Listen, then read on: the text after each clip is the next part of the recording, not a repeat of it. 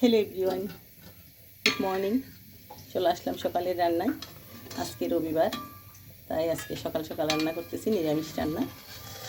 তো আমি এখানে আগে থেকেই ডালগুলো ধুয়ে সিদ্ধ করতে দিয়ে গিয়েছি অন্য কাজ করবার জন্য। তো ডাল মোটামুটি এখন সিদ্ধ হয়ে গেছে।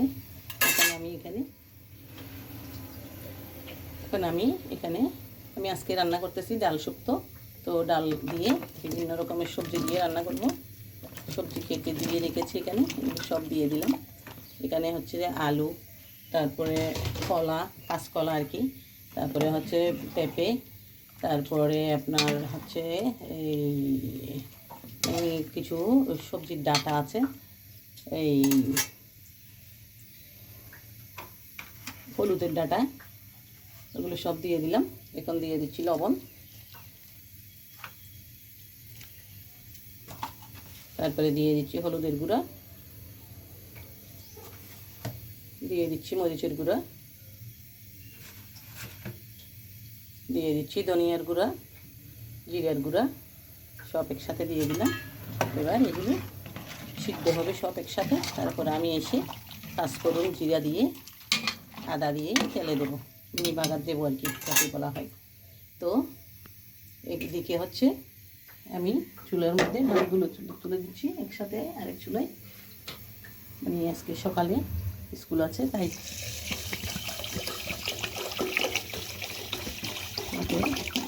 গুলো দিয়ে দিলাম। এদিকে ভাতও হয়ে যাবে। এগুলো হতে হতে আমি অন্য কাজ করে নেব।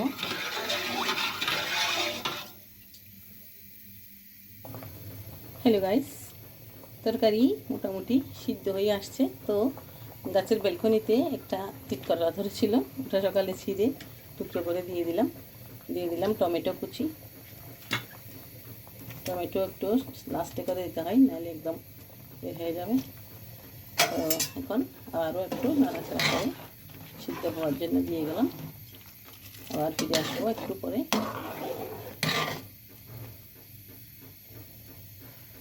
এদিকে বাদগুলো মোটামুটি গরম হয়ে উঠেছে।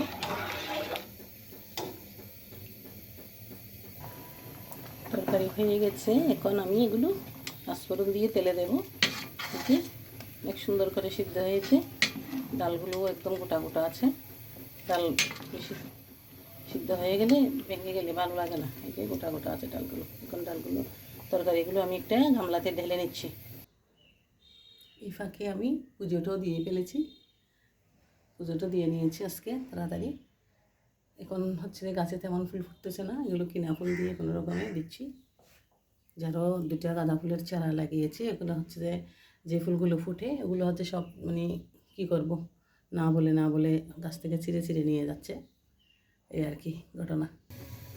তেলে দিব, তেল দিয়ে দিচ্ছি সরিষার তেল।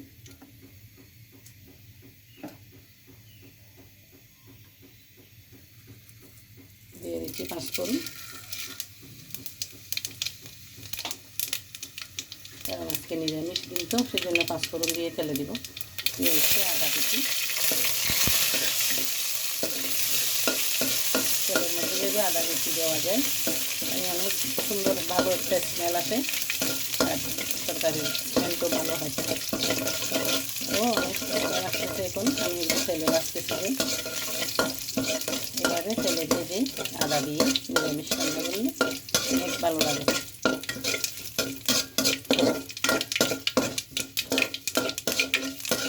হয়ে গেছে, এখন ঢেলে দেব।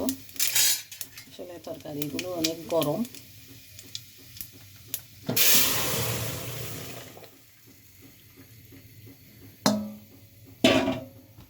হয়ে গেছে। সকালে একটা মিষ্টি কুমড়া ফুল এনেছিলাম, ওটা দিয়ে দিলাম কাঁচামরিচ, দিয়ে দিলাম হাতে ছিঁড়ে রাখা ধনেপাতা। আমার মা বলতো যে মানে হাতে ছিঁড়ে নাকি তরকারিতে ধনেপাতা দিলে অনেক সুগন্ধি থাকে, কেটে দেওয়ার চাইতে এরকম ছিঁড়ে দিলে হাতে ধনেপাতা তো সুগন্ধিটা নাকি ভালো থাকে, তাই আমিও কী করি মানে এইভাবে হাতে ছিঁড়েই দিয়ে দিই। এই দেখেন সব সবজি কিন্তু একদম গোটা গোটা রয়ে গেছে। এভাবে না থাকলে কিন্তু আমার ভালো লাগে না। এই যে ডাল সবজি সব টমেটো সব কিছু একদম গোটা গোটা রয়ে গেছে। বাস এতটুকুই আজকে রান্না শেষ হলো। আরও ভাজি টাজি আছে কিন্তু এগুলো দেখাতে পারবো না, এখন আমার স্কুলে যাওয়ার তাড়া আছে, অনেক কাজ পড়ে আছে স্কুলে। ওকে, এদিকে ভাতগুলো হওয়ার পথে আমরা একটু মাছ সরাবো, তারপরে হচ্ছে যে আমি স্কুলে যাওয়ার জন্য রেডি হব। আজকে এতটুকুই। ধন্যবাদ সবাইকে এত সকাল সকাল আমার সঙ্গে থাকার জন্য। আবারও একবার গুড মর্নিং, ভালো থাকবেন, নমস্কার।